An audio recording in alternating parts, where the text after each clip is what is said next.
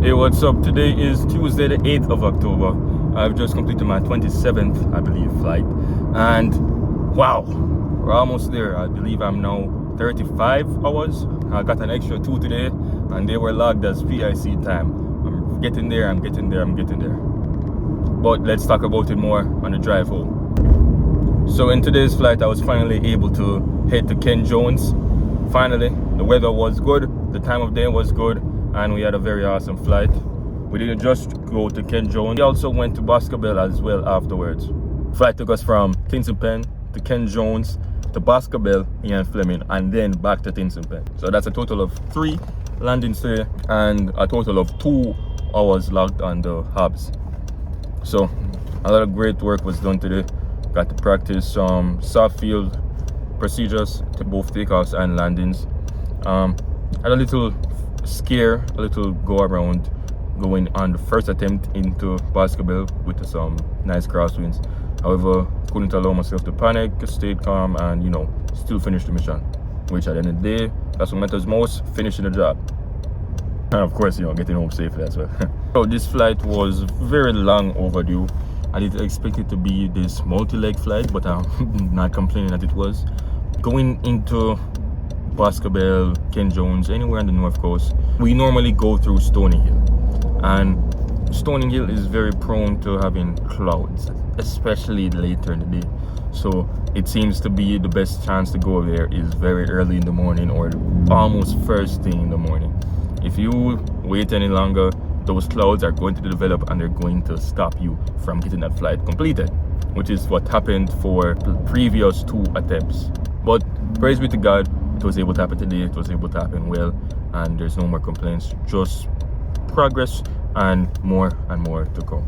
I felt very confident, very in control of the flight. I was very ahead of the aircraft when it came to navigation, making my radio calls, pilotage, all that stuff. So I was looking for places to land in the event something was going wrong, treating it as if I was there by myself on the aircraft. With all of that being said, that's what you know, that solo cross country is coming up. It's going to, I think I'm going to enjoy it very much.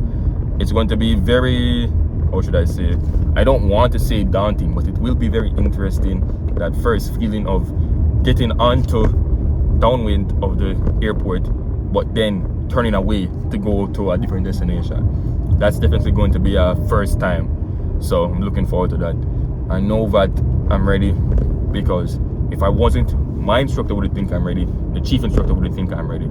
So just like for the first solo pattern, it's all mental.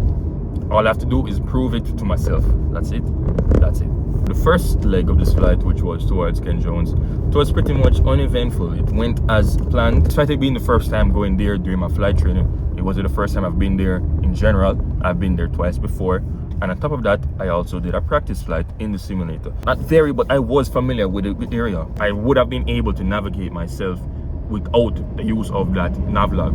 I could have just used regular visual flying to make my way around, even if my compass settings were initially incorrect. That's how comfortable I was with the area. Now, the landing into Ken Jones was supposed to be a soft field landing. However, it wasn't really too soft. Let's just say, if that was a landing on an actual soft field, it would have been very suspicious. However, learning experiences, I already spoke to it to my instructor, and hopefully I'll be having a circuit session which will be dedicated for practicing those soft and short field maneuvers. Now, the reasoning behind why I've been struggling, at least with the soft field landings, is that I was trying to land the plane differently. However, everything up until how you deal with your descent is essentially the same as a regular landing. All you're doing in a soft field landing is maybe having that power in a little longer and then taking it out a little later to ensure you have as smooth of a descent as possible. That's all there is to it. After my instructor gave me that feedback, definitely going to be keeping it in mind, and definitely I need to start practicing them on the simulator. If I practice them on the simulator, then I'll be golden, especially now that I know what I'm looking for. So just need to put in some extra work, and it will happen to come eventually, God willing. Second leg from Ken Jones to Ian Fleming or Boscobel, that was also uneventful up until the landing. I was once again instructed to do a soft field landing, and I was very focused on executing what I thought to be a soft field landing. Now, this was before I received that feedback, which I just told you about. So, keep that in mind. So, coming into Boscobel, there is, I wouldn't say a strong crosswind, but it's a very noticeable crosswind.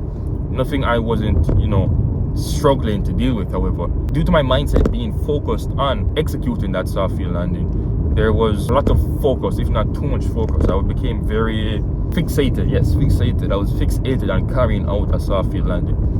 Now, that kind of worked against me because, once again, the soft field landing was not soft. It was a very sudden pitch up, which that threw off the entire approach. If anything, if it wasn't already unstable before, it was definitely stable there. Then my instructor took over and carried out a go around. That was the first time that has happened to me. However, I didn't make it get to me. It was very sudden. However, you have to be expecting these things. You have to always expect a go around up until the last minute. I had to just swallow the pride or whatever side effect I was feeling. Praise be to God, we went around, came back in a second time, and it was a uneventful landing. I just need to work on those soft field procedures, get more comfortable with them, so I'm not afraid at carrying them out. That's all there is to it. Finally, on the leg, we're back now from Boscobel towards Tinson pen. Again, everything to standard. Didn't have any issues. Navigated correctly. Takeoff was normal.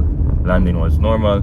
Once again, I'm continuing to maintain that consistency with my altitude control. So happy days, happy days, happy days. As I mentioned, going forward, I'm expecting to have that actual first solo cross country, as well as the dedicated circuits lesson towards improving my soft and short field procedures. But other than that, things are looking up. I'm getting closer and closer to those first 40 hours that will, build me for the rest of my life. So once again, let's get it going. Just getting started. Thank you so much for watching. If you made it this far in the video, subscribe to the channel. You clearly want to hear more about my journey of becoming a pilot in Jamaica, or you want to hear more about becoming a pilot. Maybe you just want to listen to me talk while I'm driving. Whatever it is, make sure you subscribe. If you enjoyed the video as well, leave a like. And if you have any feedback, please let me know in the comments so I can make these videos better day by day. Once again, my name has been Robert Watson. Thank you so much for watching. Remember to always be improving, and I'll see you again very soon. God bless. Yeah. I only tell you the truth. I ain't got nothing to lose. Yeah, I gave my life to God and I'm still ballin'. Ain't nobody that can tell me I ain't all in. Late at night I hear the devil steady calling me. That's when I pray to the Father that He give me strength to fight these monsters.